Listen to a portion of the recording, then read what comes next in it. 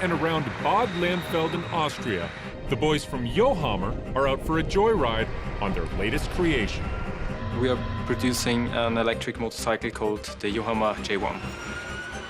Lucas Gaumeyer is a JOHAMMER engineer. The special thing is you don't have the sound of and the vibration of a combustion engine, so it's really smooth and exciting and really relaxing ride. It's the first really electric motorcycle where you can ride a long distance, like over 200 kilometers. The JOHAMMER engineers are on a mission. Today we're gonna try a new engine. They want to boost the bike's already impressive acceleration. It can go from 0 to 100 in 13 seconds. Lucas wants to chop that down to 10. We're gonna pull out the old engine and put in the new engine, and then we're gonna have a drag race and see which one is better. This is our old motor. It's already quite dense. We got already a broad iron core and lots of copper wiring here, but we improved it. This is our new motor, even wider core and even more copper wiring. So this means more acceleration, more torque. Some of his colleagues aren't so sure.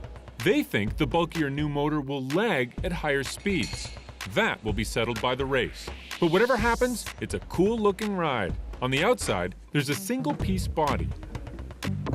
This whole body is made of polypropylene and then with a lacquer finish.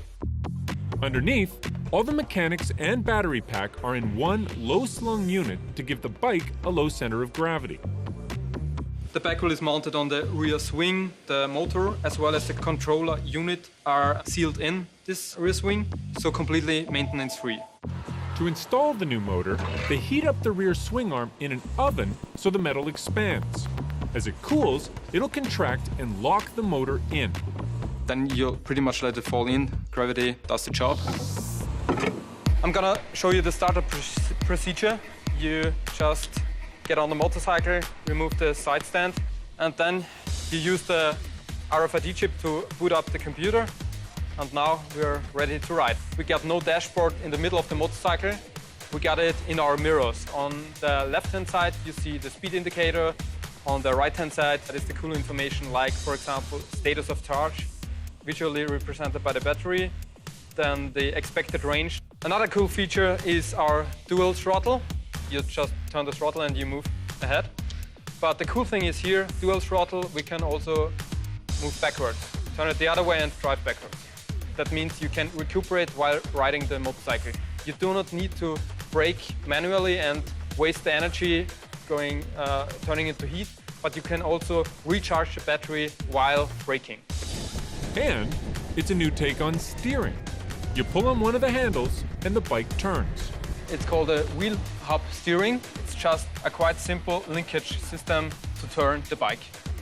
There's another neat thing. We got a nice glove compartment right here. And inside, we got the plug to charge the battery. When the swing arm's cool enough to handle, you put in the rotor as well as the gear. And just close it, seal it, and that's it. The swing arm is mounted on the frame. On goes the rear wheel. Then they reprogram the computer that controls the motor and see how it runs. Time for Lucas to put his motor where his mouth is. So far, so good. Let's take it for a test ride. It's JOHAMMER time. There should be a huge improvement in acceleration, especially in the lower speed areas, so from 0 to 70 kilometers per hour. His colleague Gunther is on the yellow bike, powered by the old motor. Lucas is on the gray one with the new motor. Definitely the new motor will win, I'm sure. 3, 2, 1, go. Right off the mark, the new motor is way faster. Lucas pulls far ahead of Gunther. Acceleration is definitely better, from 0 to 70 kilometers per hour. And after that, we are pretty even. It's a good thing. Better acceleration from the standing. Now they want to test the bike's acceleration at high velocity. Normally, top speed is 120. 3, 2, 1, go. They start the next race when the bikes are both going 60. And when they reach 70, Gunther's bike has the edge. And this time it's Lucas who's eating dust. The top speed was a bit lower. My maximum speed was about 115.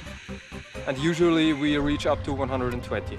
The new motor is better in acceleration from standing to about 60 kilometers per hour, but it's not that good in the higher speeds. It seems the new motor is strong, but not fast. We can't change the physics, we can tweak them. Well, we have to see.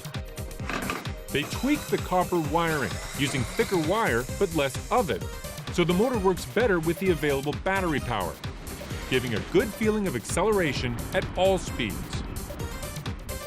The only problem with the bike, well, if you want to take a break, you don't even have the time to take a sip of coffee because people are coming to you asking you questions about the motorcycle. Looking too cool? What kind of a problem is that?